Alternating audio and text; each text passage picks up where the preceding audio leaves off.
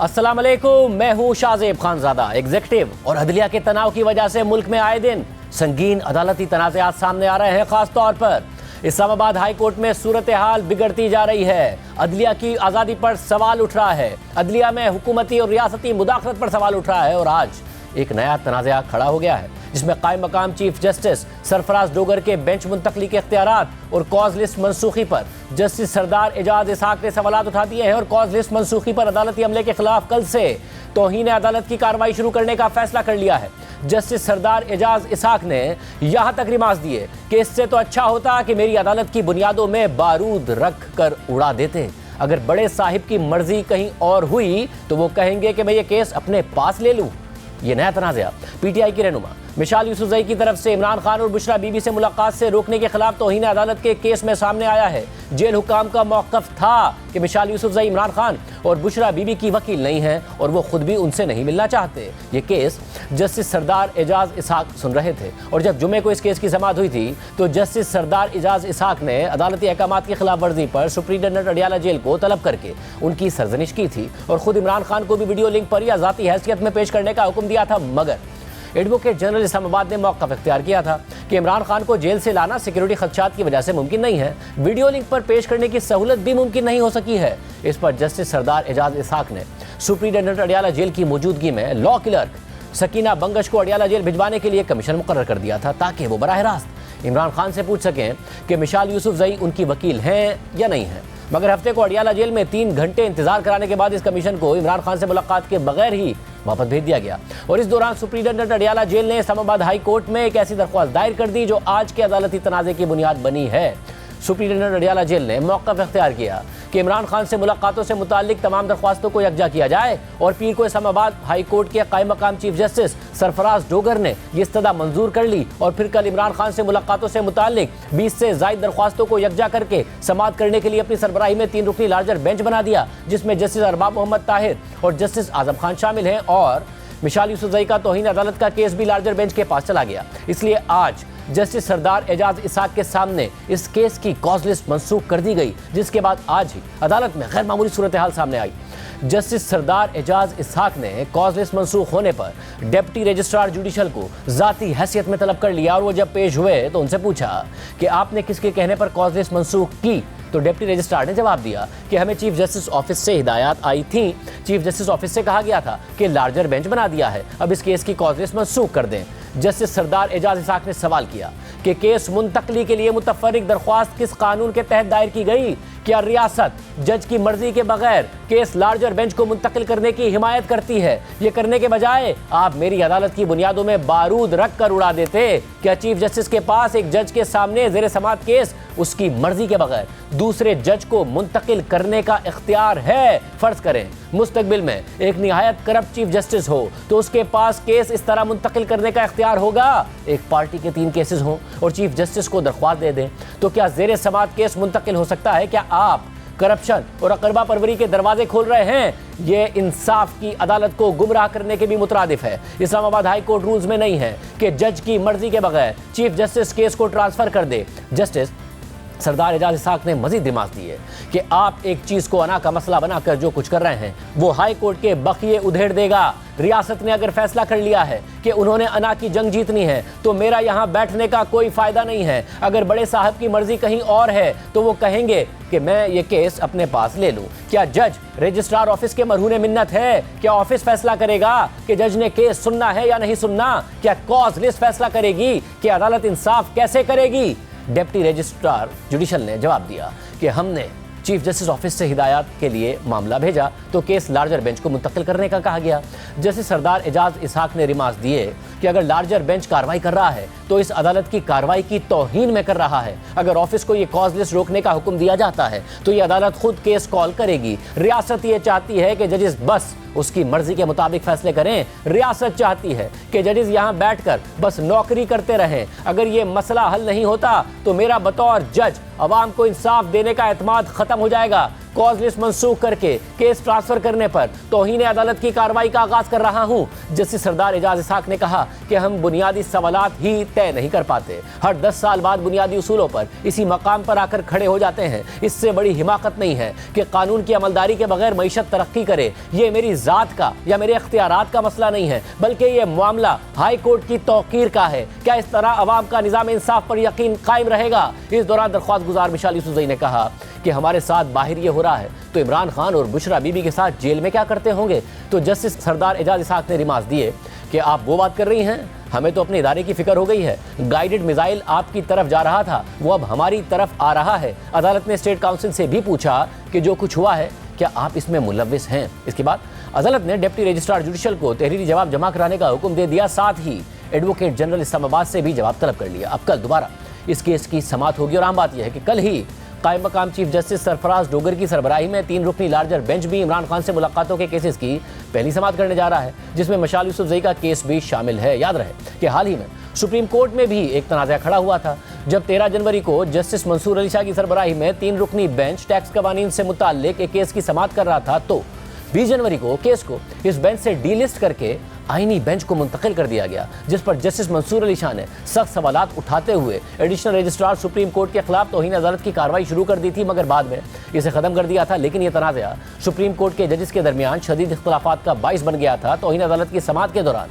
Justice Mansoor Ali Shah ने remarks दिए थे कि supreme court practice and procedure committee चलते हुए केसेस वापस ले तो अदलिया की आज़ादी तो ख़त्म हो गई, और जहां महसूस हो फैसला हुकूमत के खिलाफ हो सकता है तो बेंच से केस ही वापस ले लिया जाता है। प्रोग्राम में आगे बढ़ते हैं।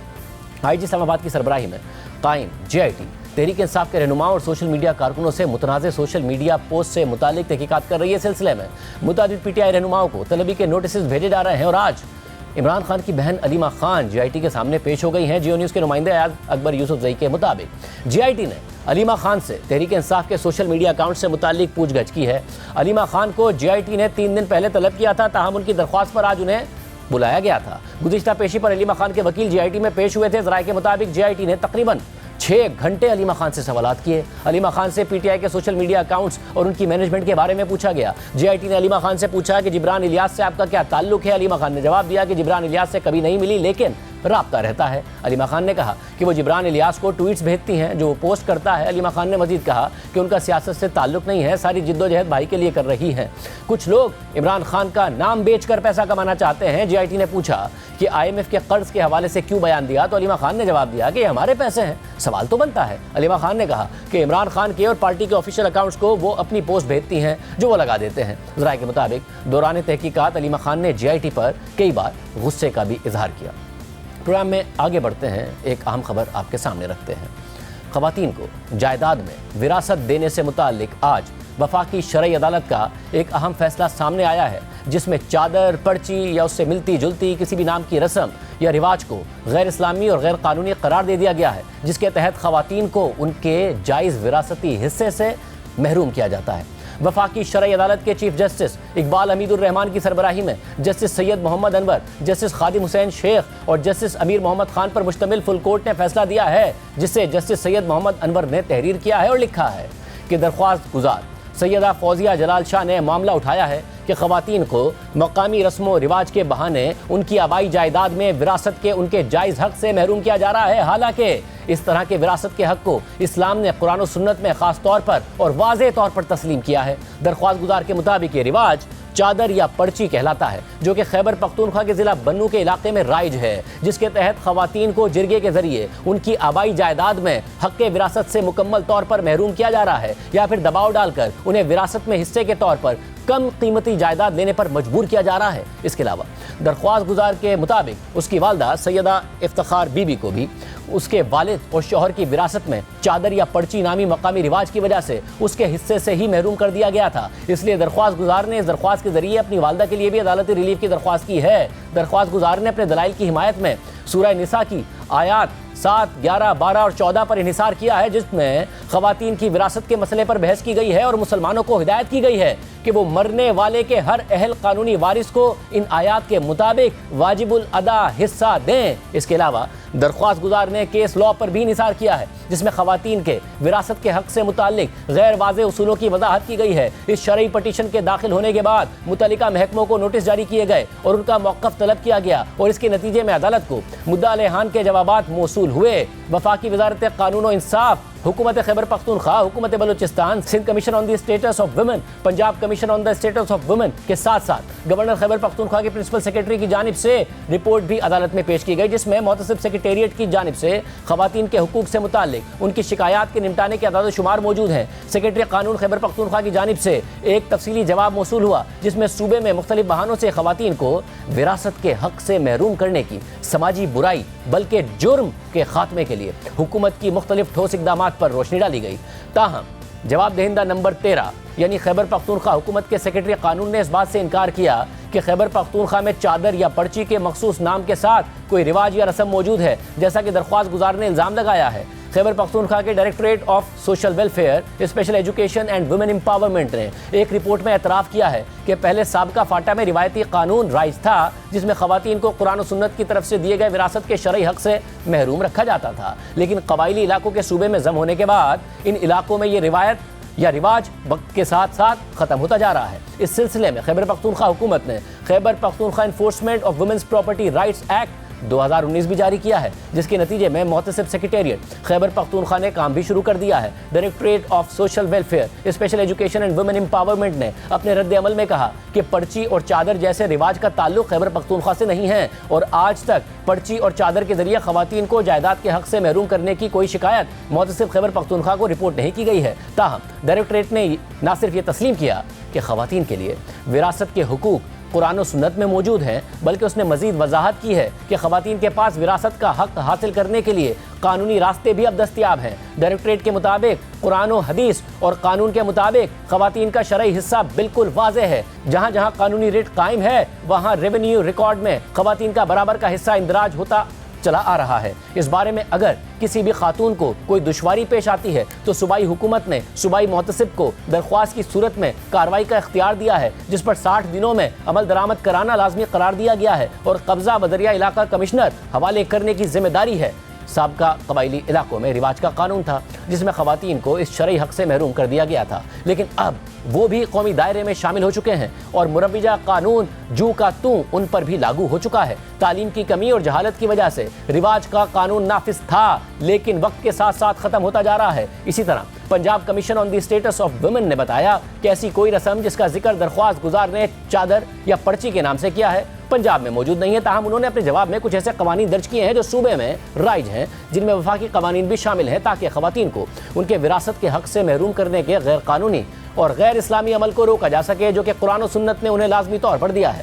ان کے جواب میں پاکستان پینل کوڈ کی دفعہ 498A کے نفاذ کی اہمیت اور ضرورت پر بھی خاص طور پر روشنی ڈالی گئی، جس میں کہا گیا ہے کہ جو شخص دھوکہ دہی سے یا غیر قانونی طریقے سے کسی بھی عورت کو وراثت کے آغاز کے وقت کسی بھی منقولہ یا غیر منقولہ جائیداد کا وارث ہونے سے محروم کرتا ہے، اسے زیادہ سے زیادہ 10 سال یا کم سے کم 5 سال قید یا 10 لاکھ روپے جرمانہ یا دونوں سزائیں دی جا سکتی ہیں۔ Governor Punjab, chief secretary Punjab اور سیکرٹری قانون پنجاب نے بھی اپنے جواب میں ایسا ہی موقف اختیار کیا ہے۔ چیف سیکرٹری بلوچستان نے سیکرٹری قانون کے ذریعے اپنے جواب میں حکومت بلوچستان کی جانب سے قرآن و سنت کے احکامات پر عمل درآمد کے حوالے سے اب تک اٹھائے گئے مختلف اقدامات کا ذکر کیا، جو مسلمانوں کو وراثت میں ان کا جائز حصہ دینے کی ہدایت کرتے ہیں۔ انہوں نے بلوچستان میں خواتین کی وراثت کے تحفظ کے لیے متعلقہ محکموں کی معاونت کے حوالے سے رپورٹ جمع کرائی ہیں، تاہم انہوں نے اس بات کی تردید کی ہے کہ چادر یا پرچی یا کسی اور نام سے خواتین کو ان کے وراثت کے حقوق سے محروم کرنے کا کوئی رواج موجود ہے۔ حکومت بلوچستان نے 19 جولائی 2021 کو جسٹس محمد کامران خان کی جانب سے سنائے گئے بلوچستان ہائی کورٹ کے فیصلے میں موجود ہدایات کی تعمیل کے لیے اپنی کوششوں کے بارے میں بھی بتایا۔ قابل غور بات یہ ہے کہ اپنے جواب میں سیکرٹری قانون بلوچستان نے بھی پاکستان پینل کوڈ کی دفعہ 498 کی اہمیت اور اس پر عمل درآمد کی ضرورت پر زور دیا، تاکہ خواتین کو وراثت کے حق سے محروم کرنے کے مسئلے پر قابو پایا جا سکے، اور لکھا کہ دفعہ 498 کے پیچھے حکمت عملی یہ تھی کہ کوئی بھی عورت अपने हक़ विरासत से महरूम ना रहे और मज़कूरा दफ़ा की खिलाफ वर्जी करने वाले के लिए सज़ा मुकर्रर है। हुकूमत सिंध की जानिब से commission on the status of women ने सिंध में ख़वातीन को उनकी आबाई जायदाद में विरासत के हक़ से महरूम करने के मुजरिमाना अमल को रोकने के लिए कमीशन की कोशिशों को उजागर करते हुए जवाब दिया है। उनके जवाब से बआसानी अंदाज़ा लगाया जा सकता है कि सिंध मुल्क के दीगर सूबों के मुकाबले में ख़वातीन के विरासत के हुकूक की पामाली को रोकने के लिए कानून साजी करने में पीछे है। सिंध में अब तक ऐसी कोई कानून साजी नहीं हुई है। हुकूमत सिंध के रद्द-ए-अमल से ये बात सामने आती है कि ख़वातीन को विरासत के हक़ से महरूम करने के इस घिनौने जुर्म को रोकने के लिए सिर्फ एक महकमा यानी ख़वातीन की हैसियत से मुताल्लिक सिंध कमीशन मौजूद है, जिसके पास अपने हुक्म पर अमल दरामद का कोई इख्तियार नहीं है। लिहाजा हमने ख़वातीन के जायदाद के हुकूक के तहफ़्फ़ुज़ के लिए कानून साजी करने में सिंध के पीछे रहने का नोटिस लिया है, जिस पर पार्लियामेंटेरियंस और सिंध की सूबाई असम्बली के अराकीन को मुनासिब तवज्जो देने की ज़रूरत है। सिंध कमीशन ने अपने जवाब में कहा है कि सिंध में चादर और पर्ची का रिवाज मौजूद नहीं है। ये रिवाज खैबर पख्तूनख्वा और बलूचिस्तान के कबायली इलाकों में चल रहे हैं। फिर अदालत ने लिखा कि हमने शरई पटिशन का जायज़ा लिया है और फैसला किया है कि दरख्वास्त गुजार की तरफ से मांगा गया रिलीफ शरई पटिशन में नहीं दिया जा सकता। ताहम इस पटिशन के ज़रिए दरख्वास्त गुजार की तरफ से उठाया गया दूसरा मसला इस अदालत के दायरा इख्तियार में आता है कि बन्नू और सूबा खैबर पख्तूनख्वा के कुछ हिस्सों में एक रिवाज है जिसमें ख़ानदान की ख़वातीन या तो अपनी विरासत के हक़ से मुकम्मल तौर पर महरूम है, जिसकी ज़मानत इस्लाम ने कुरान और सुन्नत के ज़रिए दी है, या वो विरासत में से कम कीमती हिस्सा लेने पर मजबूर हो जाती हैं। अगर किसी नाम से ऐसा कोई रिवाज मौजूद है तो वो बज़ाहिर कुरान और सुन्नत के ज़रिए इस्लाम के मुतारिफ़ करदा कानून विरासत के उसूलों के ख़िलाफ़ है। अहादीस नबवी में दर्ज है कि इस्लाम से पहले इस तरह के रिवाज थे जहाँ ख़वातीन खुसूसन बेवाओं को उनके हक़ विरासत से महरूम रखा जाता था या उनके विरासत के हुकूक को मुकम्मल तौर पर ख़त्म कर दिया जाता था। इसलिए कुरान की आयात जो कि शरई वारिस औरत और औरत के हुकूक के बारे में बताती हैं वो नाजिल हुई जिनमें रसूम और रिवाज के तहत औरतों को विरासत के हक़ से महरूम रखे जाने को गैर कानूनी करार दिया गया और मुसलमानों को इन रस्मों पर अमल करने से मना कर दिया गया। अहादीस उन हालात की वजाहत करती हैं जिनमें कुरान की उन आयात का नुज़ूल हुआ जिनमें विरासत में हिस्सा देने की हिदायत मौजूद है। ये बुनियादी तौर पर सूरह निसा की आयात हैं जो विरासत की आयात के नाम से मशहूर हैं और दरख्वास्त गुजार ने भी अपने मुकदमे में उन पर इन्हिसार करते हुए मौक़िफ़ अपनाया है कि इन आयात की रोशनी में उसके आबाई जायदाद में विरासत के हक़ से इनकार नहीं किया जा सकता। कुरान की मज़कूर आयात के अलावा जो जायदाद में कानूनी वारिस के हिस्से का जिक्र करती हैं, कुरान की दूसरी आयात भी अलग से नाज़िल हुई हैं जो मुसलमानों को यतीमों के हक़ विरासत को गसब करने और किसी को उसके हक़ विरासत से महरूम करने से मना करती हैं। सूरह फजर में मुसलमानों को सख्ती से तनबीह की गई है कि वो किसी भी शख्स की मीरास पर कब्जा ना करें। अहादीस में भी उन लोगों को सख्त तनबीह की गई है जो किसी को उसके हक़ विरासत से महरूम करते हैं। लिहाजा फरीक़ैन को सुनने और उनके जवाबात और उनकी तरफ से जमा कराई गई रिपोर्ट्स का जायज़ा लेने के बाद हम इस नतीजे पर पहुंचे हैं कि ख़वातीन के विरासत के हक़ से अगर मकामी रस्म व रिवाज के बहाने किसी भी शक्ल और तरीक़े से इनकार किया जाता है तो यह गैर इस्लामी है। हालांकि मुतल्लिका महकमे अपना काम कर रहे हैं, लेकिन फिर भी इस बात की ज़रूरत है कि उन्हें मुआशरे से इस समाजी बुराई को ख़त्म करने के लिए ज़्यादा चौकस और फ़आल तौर पर काम करना चाहिए। जवाब दहिंदा के जवाब से एक अहम पहलू सामने आता है कि मुतल्लिका हुकूमती महकमों को भी इस जुर्म की संगीनी को समझने की ज़रूरत है। मिसाल के तौर पर इस मामले में इन सब हुकूमती महकमों ने तस्लीम किया कि ख़वातीन को उनके विरासत के हक़ से महरूम रखा जा रहा है, लेकिन उन्होंने इस बात से इनकार किया कि चादर या पर्ची के नाम पर कोई रिवाज मौजूद है। यहाँ उन्हें यह समझने की ज़रूरत है कि गैर कानूनी अमल का नाम अहम नहीं होता, बल्कि वो अमल बज़ाते खुद अहम होता है। इसलिए ख़वातीन के विरासत के हुकूक से इनकार के हवाले से अदद व शुमार मुरत्तिब करते हुए commission on the status of women जैसे मुतल्लिका महकमे को उन मुख्तलिफ तरीक़ों की भी दर्जाबंदी करनी चाहिए जिनसे ये घिनौना जुर्म किया जा रहा है। इस तरह की कोशिशों से मुतल्लिका हुकाम को ज़्यादा मौसर अंदाज में ख़वातीन को विरासत के हुकूम से महरूम होने से बचाने में मदद मिलेगी। जवाब दहिंदगान महकमों के जवाबात और रिपोर्ट से ज़ाहिर होता है कि विरासत का हक़ जो इस्लाम ने ख़वातीन को दिया है उससे मुल्क के मुख्तलिफ इलाकों में मुख्तलिफ तरीक़ों से इनकार किया जा रहा है। खैबर पख्तूनख्वा मुतसिब सेक्रेटेरिएट की रिपोर्ट के अदाद शुमार इस हकीकत के बारे में बहुत कुछ बताते हैं कि ख़वातीन का विरासत में जायदाद हासिल करने का जो बुनियादी हक़ कुरान और सुन्नत ने उन्हें दिया है उसकी मुख्तलिफ तरीक़ों और मुख्तलिफ बहानों से संगीन खिलाफ वर्जी की जा रही है। हमने ये भी देखा है कि आला अदालतों के बहुत से ऐसे फैसले मौजूद हैं जो किसी इलाके या कास्ट के लिए मखसूस उन तरीक़ों का इहाता करते हैं जिसके तहत ख़वातीन को उनकी आबाई जायदादों में विरासत के हक़ से महरूम कर दिया गया था, अगरचे वक्त गुजरने के साथ साथ ऐसे गैर इस्लामी रवैये ख़त्म होते जा रहे हैं, लेकिन फिर भी सकाफ़त और रिवायात में उनकी जड़ें इतनी गहरी हैं कि उन्हें मुख्तलिफ तरीक़ों से मंजर आम पर लाया जा रहा है। लिहाजा आज भी ये अमर मज़ीद होशियार रहने और उन हुक्काम और सरकारी महकमों से सख्ती से काम लेने की ज़रूरत पर जोर देता है जो मुआशरे की इन बुराइयों को रोकने के लिए कानून के तहत जिम्मेदार हैं। दस्तयाब अदाद व शुमार और फरीक़ैन की जानिब से जमा कराई गई रिपोर्ट से वाज़ेह होता है कि ऐसी मुजरिमाना हरकतें हैं जिनके तहत ख़वातीन को विरासत के हक़ से महरूम रखा जाता है बहुत आम हैं। इस सिलसिले में आमतौर पर एक गैर कानूनी अमल हक बख्शवाई या हक बख्शवाना के नाम से जाना जाता है, जिसका लफ्जी मतलब है हकूक से दस्तबरदार होना, और ये मुल्क भर में मुख्तलिफ शक्लों में जारी है। इसमें गासिब अफराद अपने गैर कानूनी और मुजरिमाना कामों को एक किस्म का कानूनी कवर देने की कोशिश करते हैं और या तो ज़बरदस्ती या जज्बाती तौर पर ब्लैकमेल करके ख़ानदान की ख़वातीन को मर्द अराकीन के हक़ में विरासत से दस्तबरदार करा लेते हैं। दरख्वास्त गुजार ने अपनी दरख्वास्त में कुछ इसी तरह के तर्ज़ अमल का भी जिक्र किया कि उसे जिरगे ने अपनी आबाई जायदाद का हक छोड़ने पर मजबूर कर दिया था। उन्होंने इस प्रैक्टिस का नाम चादर या पर्ची रखा, लेकिन केस की बहस के दौरान इस रिवाज के कई नाम हमारे इल्म में लाए गए जिसके बहाने ख़वातीन को उनके हक़ विरासत से महरूम किया जा रहा है। लिहाजा इन रस्म व रिवाज का एक एक करके तज्जिया करने के बजाय जो इस घिनौने जुर्म के इर्तिकाब के लिए इस्तेमाल हो रहे हैं, हम यहाँ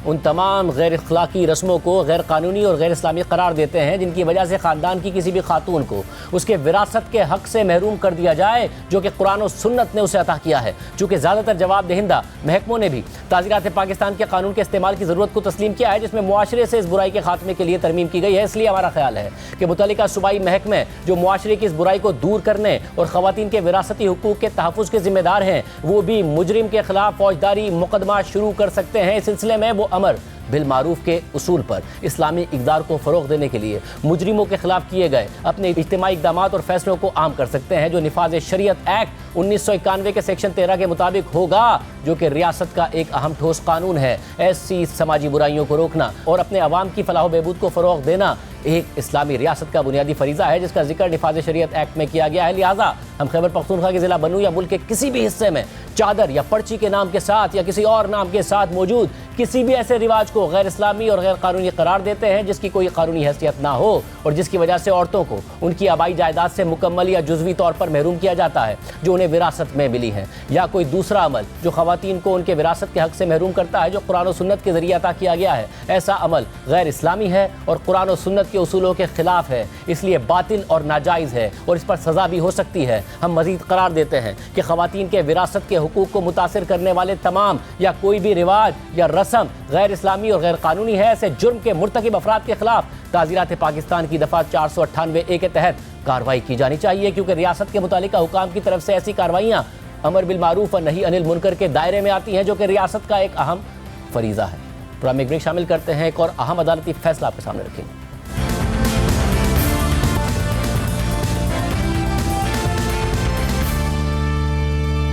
लाहौर हाई कोर्ट ने एक अहम मुकदमे के फैसले में यह करार दिया है कि निकाह के बगैर पैदा होने वाली औलाद का खर्चा उठाने का जिम्मेदार उसका बाप है। जस्टिस अहमद नदीम अरशद ने ईशा रानी नामी बच्ची की जानिब से एक शख्स को अपना हयातियाती बाप करार देकर उससे नान नफ़के का मुतालबा करने के मुकदमे में फैमिली कोर्ट के फैसले पर अहम ऑब्जर्वेशंस दिए और लिखा है कि दरख्वास्त गुजार ने फैमिली कोर्ट की तरफ से 25 जून 2022 को सुनाए गए फैसले और हुक्मनामे की कानूनी हैसियत पर सवाल उठाया है, जिसके तहत मुद्दा अलया नंबर 2 यानी दरख्वास्त गुजार की मुबैना हयातियाती बेटी ईशा रानी या ईशा बीबी को देखभाल के अलाउंस की वसूली का हुक्म दिया गया था। ईशा रानी की वालदा मरियम जाहिद को मौजूदा दरख्वास्त गुजार मोहम्मद अफजल ने मुबैना तौर पर ज्यादती का निशाना बनाया और इस वाक़े की FIR उसके खिलाफ 4 मार्च 2020 को दर्ज की गई। मज़कूरा रेप के नतीजे में मरियम जाहिद हमला हो गई और बिलाखिर नाबालिग जवाब दहिंदा नंबर 2 ईशा रानी 27 मई 2020 को पैदा हुई और दावा किया कि वो दरख्वास्त गुजार मोहम्मद अफजल की हयातियाती बेटी है। ईशा रानी ने मेंटेनेंस अलाउंस की वसूली के लिए एक मुकदमा दायर किया और दावा किया कि वो हयातियाती बेटी होने के नाते दरख्वास्त गुजार मोहम्मद अफजल से मेंटेनेंस अलाउंस की वसूली की हकदार है। दरख्वास्त गुजार अदालत के सामने पेश हुआ और तहरीरी बयान दाखिल करके मुकदमे का सामना किया, जिसमें उसने ईशा के मौक़िफ़ की नफ़ी की और दावा किया कि ईशा उसकी बेटी नहीं है। ट्रायल कोर्ट ने 7 जून 2022 के हुक्म के ज़रिए नाबालिग ईशा रानी के लिए 3000 रुपये माहाना की शरह से अबूरी मेंटेनेंस अलाउंस मुकर्रर किया, मगर दरख्वास्त गुजार मोहम्मद अफजल ने अलाउंस के तयन का अबूरी हुक्म ना माना और वो मज़कूरा अबूरी मेंटेनेंस अलाउंस अदा करने में नाकाम रहा। इसलिए उसके दिफा का हक 25 जून 2022 के हुक्मनामे के तहत खत्म हो गया और ईशा रानी को 3000 रुपए माहाना की शरह से मेंटेनेंस अलाउंस देने का फैसला किया गया। फैसले में जस्टिस अहमद नदीम अरशद ने लिखा है कि फरीकैन के वकीलों को सुनने और रिकॉर्ड का जायजा लेने के बाद मैंने महसूस किया है कि यह सिर्फ मेंटेनेंस अलाउंस की वसूली का मामला नहीं है। ईशा रानी की बायोलॉजिकल यानी हयातियाती मां ने यह दावा करते हुए अलाउंस की वसूली के लिए मुकदमा दायर किया है कि उसके साथ दरख्वास्त गुजार ने रेप किया था और इस वाक़े की FIR उसके खिलाफ 4 मार्च 2020 को दर्ज की गई थी। मुद्दई खातून का मौक़िफ़ यह है कि रेप के नतीजे में वो हमला हो गई और ईशा रानी 27 मई 2020 को पैदा हुई, इसलिए दरख्वास्त गुजार मोहम्मद अफजल की हयातियाती बेटी होने की वजह से नाबालिग बच्ची मेंटेनेंस अलाउंस की हकदार है। दरख्वास्त गुजार मोहम्मद अफजल अदालत में हाजिर हुआ और उसके बरक्स तहरीरी बयान दाखिल करके मुकदमे का सामना किया, जिसमें उसने ईशा रानी के इल्ज़ाम की नफ़ी की और दावा किया कि नाबालिग ईशा उसकी बेटी नहीं है। लेजिटिमेट चाइल्ड और बायोलॉजिकल चाइल्ड की इस्तिलाहात बिल्कुल मुख्तलिफ है। हयातियाती बच्चे यानी बायोलॉजिकल चाइल्ड से मुराद वो बच्चा है जो जनियाती तौर पर वालदेन से मुताल्लिक है। ये इस्तिलाह कानूनी या समाजी हैसियत के बजाय बच्चे और वालदेन के दरमियान बायोलॉजिकल ताल्लुक पर मरकूज है। एक हयातियाती बच्चा शादी के बाद या उसके बगैर पैदा हो सकता है। लेजिटिमेट चाइल्ड से मुराद वालदेन के यहाँ पैदा होने वाला वो बच्चा है जो उसकी पैदाइश के वक्त कानूनी तौर पर एक दूसरे से शादीशुदा थे। ये इस्तिलाह बुनियादी तौर पर कानूनी अहमियत रखती है और इसका इस्तेमाल कानूनी शादी के बाद पैदा होने वाले बच्चों को शादी के बगैर पैदा होने वाले बच्चों से अलग करने के लिए किया जाता है। लेजिटिमेट चाइल्ड की सूरत में माँ फैमिली कोर्ट्स एक्ट 1964 के तहत मुकदमा दायर करती है या मुस्लिम फैमिली लॉज ऑर्डिनेंस 1961 के सेक्शन 9 की रोशनी में मेंटेनेंस अलाउंस की वसूली के लिए मुतल्लिका यूनियन काउंसिल के चेयरमैन से रुजू करती है।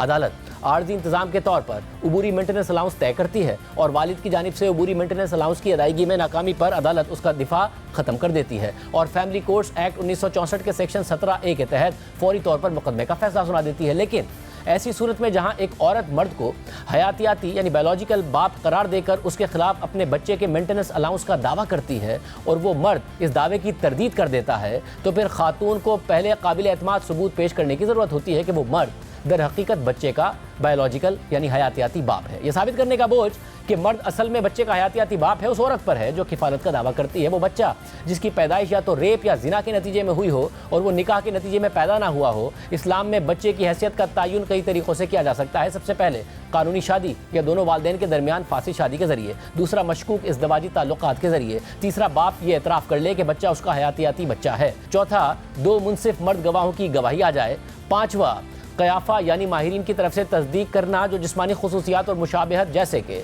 खून, बाल, हड्डी और लाभ जैसे नमूनों की बुनियाद पर वल्दियत का तयन करने में महारत रखते हों। छठा DNA टेस्ट के ज़रिए है। आखिरी तरीका लेबॉर्ट्री टेस्टिंग के ज़रिए है जिसमें वल्दियत का तयन करने में 99% दुरुस्तगी के साथ कामयाबी हो जाती है और उसे विरासत के लिए मोरूसी नस्ब की शनाख्त की खातिर भी इस्तेमाल किया जा सकता है। फैसले में मज़ीद लिखा है कि एक बार वल्दियत साबित हो जाने के बाद मुद्दा अलैहा कानूनी तौर पर बच्चे की देखभाल के लिए अलाउंस फराहम करने का पाबंद होगा। अदालत मुनासिब मेंटेनेंस अलाउंस का तयन करने के लिए मर्द की माली सलाहियत और बच्चे की ज़रूरियात का जायज़ा लेगी। दलाइल के दौरान दरख्वास्त गुजार मोहम्मद अफजल की जानिब से पेश होने वाले वकील ने बुनियादी तौर पर इस बात पर जोर दिया कि फैमिली कोर्ट के पास इस मामले पर फैसला करने का दायरा इख्तियार ही नहीं था।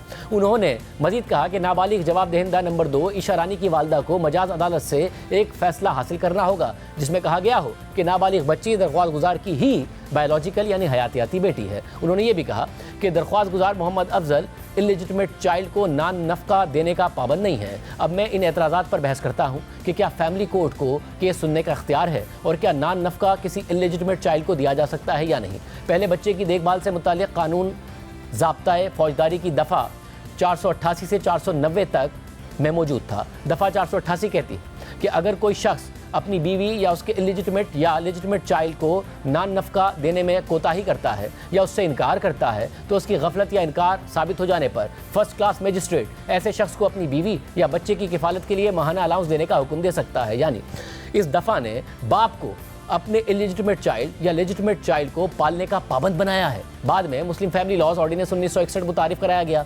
मज़कूरा ऑर्डिनेंस का सेक्शन 9 नान नफ़के से मुताल्लिक है और ये कहता है कि अगर कोई शख्स अपनी बीवी या बच्चों को पालने में नाकाम रहता है तो बीवी या बच्चों के पास चेयरमैन को दरख्वास्त देने का रास्ता है। जो इस मामले का तयन करने के लिए एक सालिसी काउंसिल तश्कील देगा और सालिसी काउंसिल एक सर्टिफिकेट जारी कर सकती है जिसमें उस रकम की वजाहत की जाए जो कि देखभाल के तौर पर अदा की जाएगी। इसके बाद मगरबी पाकिस्तान फैमिली कोर्ट्स एक्ट 1964 नाफिज किया गया, जिसका सेक्शन 5 फैमिली कोर्ट के दायरे अख्तियार से मुताल्लिक है। इन दफात के निफाज के बाद सदर ने 1981 में एक ऑर्डिनेंस के जरिए दफा 488 से 890 तक क्रिमिनल प्रोसीजर कोड को मनसूख कर दिया। मनसूखी से पहले सीआरपीसी की दफा 488 का इस्लामी नजरियाती काउंसिल ने ज़ाब्ता फौजदारी से मुताल्लिक अपनी रिपोर्ट का जायजा लिया और अपने मुशाहिदात में कहा कि यह कहना बहुत अजीब होगा कि बच्चे का बोझ सिर्फ जानिया को ही बर्दाश्त करना है और कानून जानी को बच्चे या बच्चों की कफालत का जिम्मेदार करार देने के लिए बेख्तियार है, हालांकि वो पूरे अमल में और बच्चे की पैदाइश में बराबर का शरीक था। शरीयत में इसकी कोई मुमानियत नहीं है। मेरी राय है कि यह दफा शरीयत के मुनाफी नहीं है, लेकिन बेहतर होगा कि किसी शक व शुबे से गुरेज किया जाए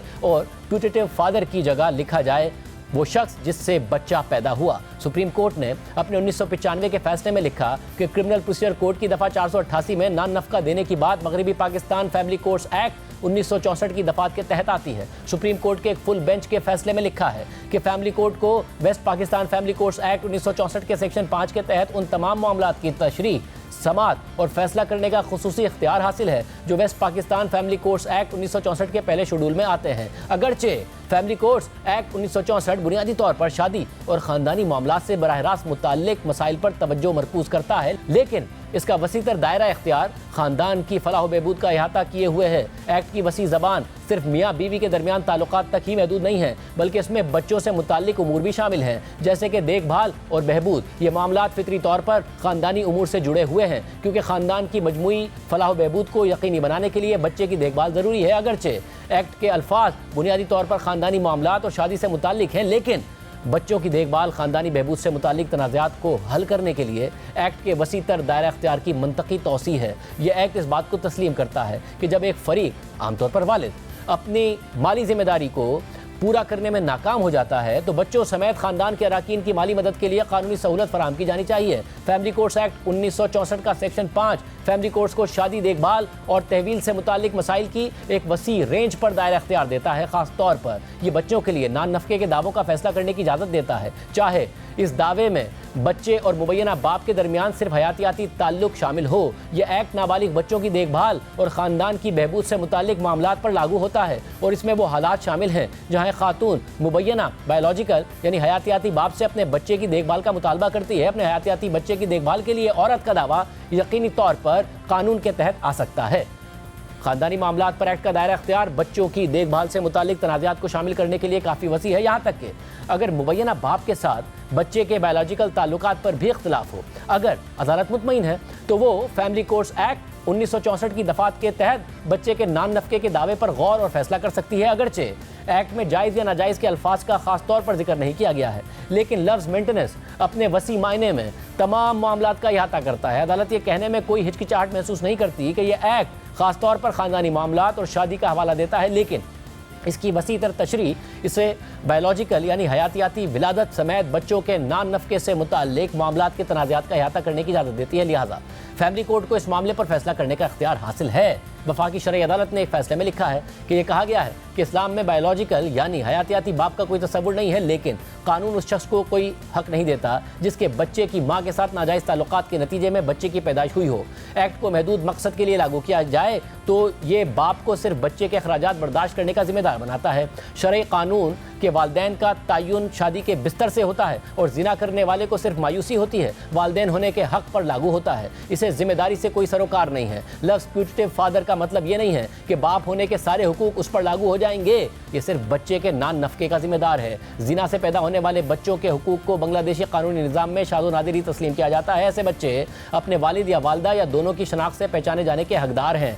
हिंदुस्तान में कानून बाप को जिम्मेदार बनाता है कि वो अपने बच्चों की देखभाल करे, चाहे इलिजिटिमेट हो या फिर लेजिटिमेट। कुरान पाक में सूरह बकरा की आयत नंबर 233 माओ के लिए अपने बच्चों को 2 साल तक दूध पिलाने को वाजिब करार देती है और उनके बापों को हुक्म देती है कि वो बच्चों की माँ की किफ़ालत का खर्चा बर्दाश्त करें। इस आयत में इलिजिटिमेट चाइल्ड का कोई हवाला नहीं है। अल्लामा काजी मोहम्मद सनाउल्लाह उस्मानी ने तफसीर मजहरी में आयत की तफसीर करते हुए बगैर निकाह के पैदा होने वाले बच्चे की परवरिश का कोई हवाला नहीं दिया। लाहौर हाई कोर्ट ने हयातियाती बाप के साथ इलिजिटिमेट चाइल्ड के ताल्लुकात पर तबसरा करते हुए केस में करार दिया कि इस्लामी कानून के तहत इलिजिटिमेट चाइल्ड के बाप का बच्चे से कोई ताल्लुक نہیں ہے. حالانکہ وہ حیاتیاتی باپ ہے اور دونوں کے درمیان خون کا رشتہ غیر متنازع ہے. ایسے باپ کا نابالغ کے ساتھ کوئی شرعی تعلق نہیں ہوتا, اس لیے بچہ اپنے باپ سے وراثت نہیں پاتا. تاہم ایک الیجیٹمیٹ چائلڈ کا اپنی ماں کے ساتھ مکمل قانونی تعلق ہے اور بچے کو ماں سے وراثت ملنے کی راہ میں کوئی رکاوٹ نہیں ہے. در حقیقت الیجیٹمیٹ چائلڈ کی ماں نہ صرف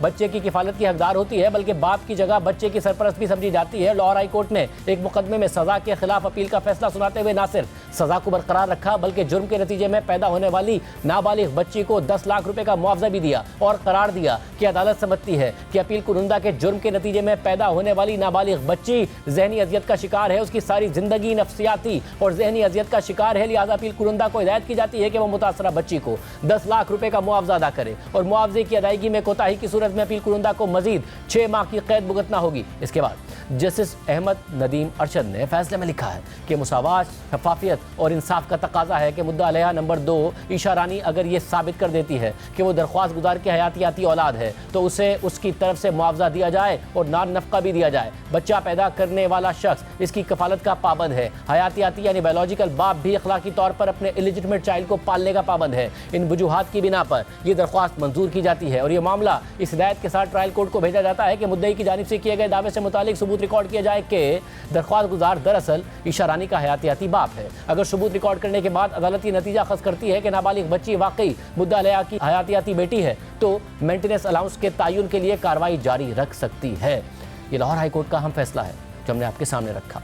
بچے معصوم ہوتے ہیں, انہیں دنیا میں آتے ہوئے نہیں پتہ ہوتا کہ وہ جائز تعلق کے نتیجے میں دنیا میں آئے ہیں یا ناجائز تعلق کے نتیجے میں. ایک بالغ انسان کا عمل مروجہ قوانین کے مطابق جائز یا ناجائز ہوتا ہے, بچے نہیں. پروگرام ایک بریک شامل کرتے ہیں. غزہ میں تقریباً 2 ماہ کی عارضی جنگ بندی کے خاتمے کے بعد شروع ہونے والے اسرائیلی حملوں کا نیا سلسلہ آج دوسرے دن بھی جاری ہے اور آج مزید 27 فلسطینی اسرائیلی جارحیت کا نشانہ بن چکے ہیں. منگل کی رات سے شروع ہونے والے ان تازہ حملوں میں کل بھی 400 سے زائد فلسطینی شہید ہوئے تھے, جن میں بچوں کی ایک بڑی تعداد شامل تھی, خواتین کی ایک بڑی تعداد شامل تھی. اس ساری صورتحال میں اسرائیل کو امریکی صدر ٹرمپ کی مکمل حمایت حاصل ہے. حالانکہ پہلے ٹرمپ کریڈٹ لے رہے تھے اس بات کا کہ جو امن قائم ہوا ہے یا معاہدہ ہوا ہے وہ ان کی وجہ سے ہوا ہے. اس وقت بائیڈن انتظامیہ تھی, ٹرمپ نے حلف نہیں اٹھایا تھا, مگر وہ کریڈٹ لے رہے تھے کہ میں امن کے لیے آیا ہوں اور امن قائم ہوا ہے اور اب وہ مکمل حمایت کر رہے ہیں اس خون ریزی کی. اور اسی حمایت کے ساتھ اسرائیلی وزیر اعظم نیتن یاہو نے اعلان کر دیا ہے کہ وہ اس جنگ میں مزید شدت لائیں گے. اسرائیل کی حالیہ جارحیت سے جہاں جنگ بندی معاہدہ اگلے مرحلے میں جانے سے پہلے ہی ختم ہونے کے دہانے پر پہنچ گیا ہے, وہیں حماس کی قید میں موجود اسرائیلی یرغمالیوں کی رہائی پر اب بھی سوالات اٹھ رہے ہیں اور اس پر اسرائیل میں یرغمالیوں کے اہل خانہ بھی سراپا احتجاج ہے اور اسرائیلی حکومت کو, نیتن یاہو کو تنقید کا نشانہ بنا رہے ہیں کہ وہ یہ سب اپنے سیاسی مفاد کے لیے کر رہے ہیں. اسرائیل کی اس حالیہ خون ریزی اور یرغمالیوں کے اہل خانہ کے رد عمل پر الجزیرہ نے ایک رپورٹ تیار کی. ٹرمپ انتظامیہ کی حمایت سے اسرائیل نے فضائی حملوں کی ایک نئی لہر کے ساتھ اس امن کو توڑ دیا. ان حملوں میں سینکڑوں فلسطینی جاں بحق ہو چکے ہیں, جن میں بہت سے خواتین اور بچے شامل ہیں. پوری دنیا ناانصافی پر مبنی ہے. یہ سب بچے ہیں. یہ ایک ننھی بچی ہے, دیکھیں یہ یہاں ہیں. ہم اس وقت صدمے میں آ گئے جب رات 2:30 بجے میری ماں سحری تیار کرنے کے لیے جاگی. جیسے ہی وہ کچن میں داخل ہوئی اسی لمحے ہمارے پڑوسی کے گھر پر حملہ ہو گیا اور اس کے بیٹے شہید ہو گئے. تل ابیب میں مظاہرین ان قیدیوں کی قسمت کے بارے میں فکر مند ہیں جو معاہدے کے دوسرے مرحلے میں رہا کیے جانے والے تھے. وہ کہتے ہیں کہ وزیر اعظم نیتن یاہو کو اقتدار میں رہنے کے لیے اس جنگ کی ضرورت ہے. یہ اب کسی اہم مقصد کے لیے لڑی جانے والی جنگ نہیں رہی, یہ صرف اس حکومت اور نیتن یاہو کے سیاسی بقا کے بارے میں ہے. مجھے نہیں معلوم کہ باقی یرغمالیوں کا کیا ہوگا. اگر لڑائی آنے والے ہفتوں تک جاری رہی تو یہ ہمارے لیے مکمل تباہی ہوگی. دوسری جانب گزشتہ چند دنوں سے یوکرین جنگ کے خاتمے کے حوالے سے امریکی صدر ٹرمپ اور روسی صدر ولادیمیر پیوٹن کے درمیان ایک اہم ٹیلی فونک گفتگو متوقع تھی. کل دونوں رہنماؤں کے درمیان یہ گفتگو ہو گئی ہے. اس گفتگو سے متعلق ٹرمپ کو امید تھی کہ صدر پیوٹن یوکرین میں 30 روزہ عارضی جنگ بندی کی امریکی تجویز کو قبول کر لیں گے, جس کے لیے ٹرمپ نے یوکرین کو دھمکیوں کے ساتھ زبردستی منایا تھا.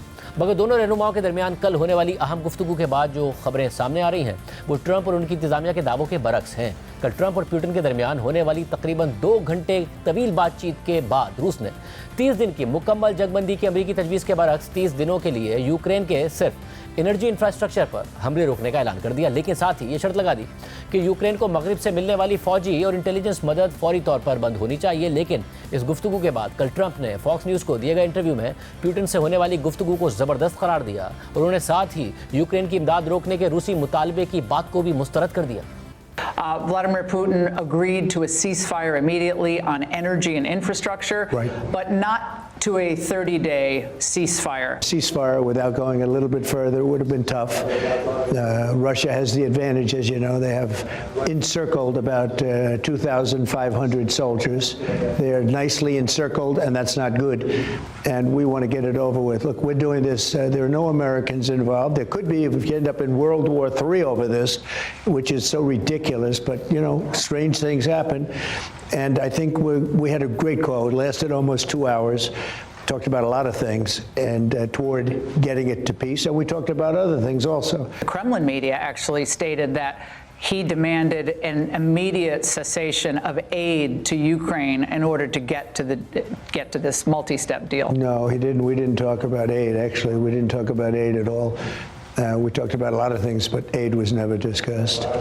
जबकि इस तनाज़े के अहम फरीक यूक्रेन के सदर ज़ेलेंस्की ने कल इब्तिदा में कहा कि वो अमरीकी तजवीज़ की हिमायत करने और रूसी एनर्जी इंफ्रास्ट्रक्चर पर हमले रोकने के लिए तैयार हैं, लेकिन फिर उन्होंने टेलीग्राम पर जारी अपने एक पैगाम में सदर पुतिन पर तनकीद करते हुए कहा कि आज पुतिन ने अमली तौर पर मुकम्मल जंगबंदी की तजवीज़ को मुस्तरद कर दिया है। दुनिया के लिए यह दुरुस्त होगा कि वह जवाब में पुतिन की जंग को तूल देने की किसी भी कोशिश को मुस्तरद कर दें। इसके बाद ज़ेलेंस्की ने कहा कि उनकी इस मामले पर सदर ट्रंप से टेलीफोनिक गुफ्तगू मुतवक्के है जो अब से कुछ देर पहले मुकम्मल हो गई, ताहम अभी तक उसकी तफसीलात सामने नहीं आई हैं। सारी सूरत हाल में ट्रंप के साथ बातचीत के दौरान रूसी सदर ने यूक्रेन के 7 कैदियों के तबादले का वादा भी किया था, जिसके बाद आज दोनों ममालिक ने एक दूसरे के 175 कैदियों को रिहा कर दिया है, जबकि रूस ने जज्बा खैर सगाली के तहत 22 शदीद ज़ख्मी यूक्रेनी फौजी भी यूक्रेन के हवाले कर दिए हैं। सारी सूरत हाल में सदर ट्रंप पुतिन से होने वाली गुफ्तगू को ज़बरदस्त करार दे रहे हैं, मगर अमरीकी मीडिया हता कि उनके अहम यूरोपीय इत्तेहादी इस गुफ्तगू को फ्लॉप करार दे रहे हैं और साथ ही गुफ्तगू से मुतालिक जारी होने वाले दोनों ममालिक के बयानात में भी काफ़ी चीज़ें मुख्तलिफ हैं। जहां अमरीकी बयान में एनर्जी एंड इंफ्रास्ट्रक्चर से मुतालिक जंगबंदी का जिक्र है,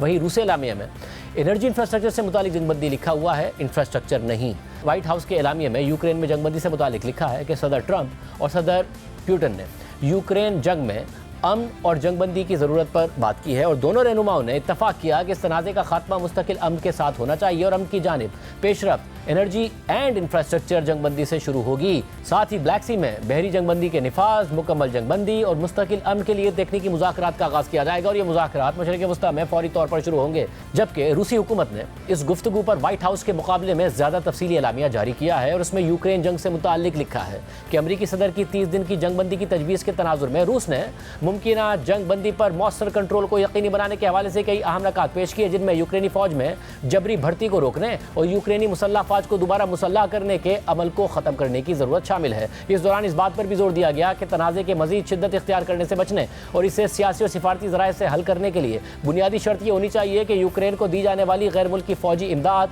और इंटेलिजेंस मालूमात की फरहमी मुकम्मल तौर पर रोक दी जाए। गुफ्तगू के दौरान सदर ट्रंप ने तजवीज़ पेश की कि तनाज़े के फ़रीक़ैन बाहिमी तौर पर 30 दिन तक एनर्जी इंफ्रास्ट्रक्चर पर हमला करने से गुरेज करें। सदर पुतिन ने इस इक़दाम का मज़बूत जवाब देते हुए इस हवाले से फौरी तौर पर रूसी फ़ौज को मुनासिब हुक्म भी जारी कर दिया है। रूस दावा कर रहा है कि सदर पुतिन ने रूसी फ़ौज को सिर्फ एनर्जी इंफ्रास्ट्रक्चर को निशाना बनाने से रोक दिया है, जबकि अमेरिका का दावा है कि रूस मुआहदे के तहत सिर्फ एनर्जी नहीं बल्कि दीगर किसी भी इंफ्रास्ट्रक्चर को निशाना नहीं बनाएगा। लेकिन कल रूस ने यूक्रेन पर हमले किए जो इन दावों के बरक्स है, क्योंकि ये हमले सदर ट्रंप और पुतिन की बातचीत के बाद किए गए, जबकि यूक्रेन ने भी रूस में ड्रोन हमले किए हैं। CNN के मुताबिक रूसी हुकूमत की जानिब से यूक्रेन के एनर्जी इंफ्रास्ट्रक्चर पर हमले रोकने के ऐलान के महज चंद घंटे बाद यूक्रेन और रूस ने रात भर फिजाई हमलों का तबादला किया। यूक्रेन की फिजाइया ने आज सुबह कहा है कि कल रात गए रूस ने यूक्रेन पर 145 ड्रोन, 2 बैलिस्टिक मिसाइल्स और 4 एंटी एयरक्राफ्ट मिसाइल से हमला किया है। इस दौरान यूक्रेन ने 72 ड्रोन मार गिराए हैं। यूक्रेन के सरकारी हुकाम और सरकारी रेलवे कंपनी के मुताबिक हमलों में शहरी इंफ्रास्ट्रक्चर को निशाना बनाया गया, जिनमें मशरिकी रीजन में एक अस्पताल और वस्ती वस्ती रीजन में रेलवे को बिजली फराहम करने वाले निजाम को नुकसान पहुंचा है, जिससे रेलवे के कुछ हिस्से बिजली से महरूम हो गए हैं, लेकिन ट्रेनें मामूल के मुताबिक चल रही हैं। और यूक्रेनी हुकाम के फराहम करदा अदाद-ओ-शुमार के मुताबिक इन हमलों में एक शख्स हलाक और 14 जख्मी हुए हैं। यूक्रेनी सदर ज़ेलेंस्की ने हमलों से मुताल्लिक कहा है कि पुतिन के अल्फाज हकीकत के बरक्स हैं। जब पुतिन ने यह कहा कि वो मुबैना तौर पर यूक्रेन के एनर्जी इंफ्रास्ट्रक्चर पर हमले रोकने का हुक्म दे रहे हैं, तो रातों रात 150 ड्रोन्स दागे गए, जिनमें तवानाई के मराकज़ भी शामिल थे। दूसरी जानिब रूसी वज़ारत दिफा ने आज दावा किया है कि रूस ने कल रात दागे गए 57 यूक्रेनी ड्रोन्स मार गिराए हैं, जिनमें से 35 को कुर्स्क के सरहदी इलाके में तबाह किया गया। रूसी हुकाम के मुताबिक जनूबी रूस में एक यूक्रेनी ड्रोन ने एक ऑयल डिपो पर आग लगा दी, जबकि रूसी वज़ारत दिफा ने ड्रोन हमलों को यूक्रेन की जानिब से ट्रंप और पुतिन के दरमियान होने वाली गुफ्तगू को डीरेल करने की कोशिश करार दे दिया है। अल जज़ीरा के मुताबिक रूसी वज़ारत दिफा ने कहा है कि यूक्रेन ने जनूबी रूस में एक ऑयल डिपो पर एक सोचा समझा हमला करके सदर ट्रंप और सदर पुतिन के दरमियान होने वाले मुआहदे को सबूताज करने की कोशिश की है। और ये यूक्रेनी हुकूमत की एक खास तौर पर तैयार करदा इश्तियाल अंगेज़ी है, जिसका मकसद अमरीकी सदर की अमन कोशिशों को नाकाम बनाना है। यूक्रेन के इत्तेहादी और हामी अहम यूरोपीय ममालिक ट्रंप और पुतिन के दरमियान तय पाने वाली महदूद जंगबंदी पर शक व शुबहात का इजहार कर रहे हैं, और उन्होंने 3 साल से जारी तनाज़े के पुरअमन हल से मुताल्लिक रूसी सदर की संजीदगी पर भी सवालात उठाए हैं। फ्रांस, जर्मनी, फिनलैंड और स्पेन ने सदर ट्रंप और सदर पुतिन की गुफ्तगू के फ़ौरन बाद रूसी हमलों पर भी तहफ़्फ़ुज़ात का इजहार किया है, जबकि जर्मन वज़ीर दिफा ने इस गुफ्तगू को ही फ्लॉप करार दे दिया है।